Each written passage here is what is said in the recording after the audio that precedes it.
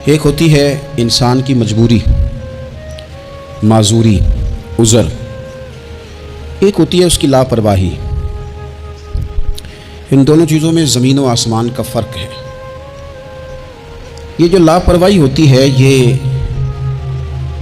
کسی بھی شخص سے منسلک ساری چیزوں کو ہی خراب کر دیتی ہے۔ آپ نے ایک چھوٹا سا پودا بھی اگر لگایا ہے اور آپ لاپرواہی کا مظاہرہ کرتے ہیں تو وہ خشک ہو جائے گا۔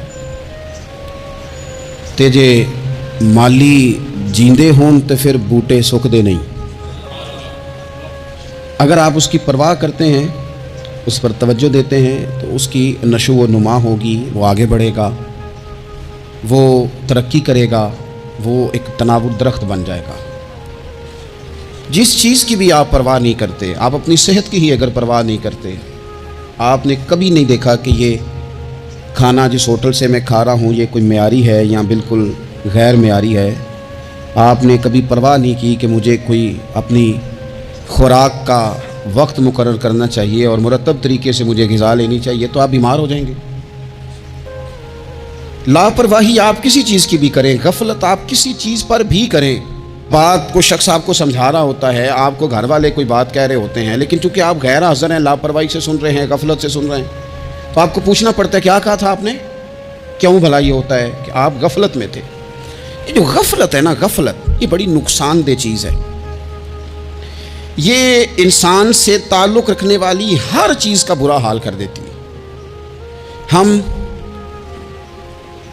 نہ تو اب کمزور ہیں، نہ ان پڑھ ہیں، نہ چھوٹے ہیں، نہ جدید دور کے تقاضوں سے ہم نا آشنا ہیں۔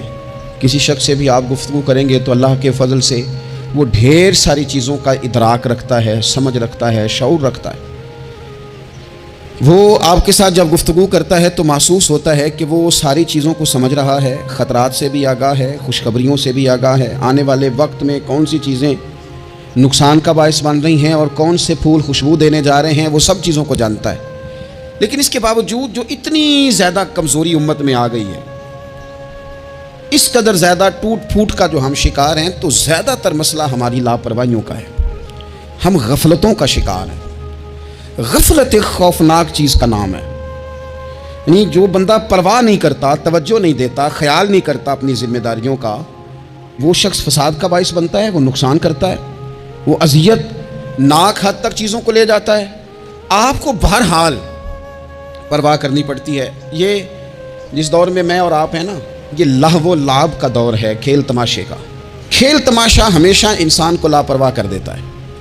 آپ دیکھ لیں، کل تک کھیل تماشا کسی گراؤنڈ میں جا کر کسی آلے کے ساتھ کھیلا جاتا تھا، وقت نکال کے لوگ جاتے تھے، کچھ دیر کے لیے ان کا ذہن تقسیم ہوتا تھا، گھر لوٹتے تھے، اپنی ڈیوٹی کرتے تھے۔ اب کھیل تماشے ہماری جیبوں میں آ گئے ہیں۔ چھوٹا آدمی، بڑا آدمی، اس سے بڑا آدمی، وہ سب اس کھیل تماشے میں مبتلا ہیں، اور وہ مذاق کی کیفیت اتنی دور چلی گئی ہے، میں بڑی معذرت کے ساتھ یہ بات عرض کرنے لگا ہوں کہ بعض اوقات بڑے بھی اس چیز کا شکار ہو کر اس طرح کی بات کرتے ہیں کہ چھوٹے ادھر ادھر دیکھ رہے ہوتے ہیں کہ کیا اس کو یہ بات کرنی چاہیے تھی، لیکن چونکہ ساری رات ساری صبح لگ ہی اس کھیل تماشے میں گئی ہے، لہو و لعب میں گئی ہے، مزاج بن گیا ہے، قوم سنجیدہ نہیں رہی۔ آپ کسی شخص سے بھی بات کر رہے ہوتے ہیں تو وہ چاہتا ہے کہ کچھ دیر میں گپ شپ کروں، کھیل تماشا کروں، شغل مغل کروں، میں گزر جاؤں۔ سنجیدگی فکر، مزاج کا ٹھہراؤ۔ اور درویشوں نے تو شکوہ کیا ہے کہ عمر بیت گئی، لوگوں کی عمر بیت گئی، ہڈیاں کمبن، گوڈے کھڑکن، اڑ گیا لک تیرا، اجے بھی گناہ تو باز نہ میں، واہ واہ مرد دلیرا۔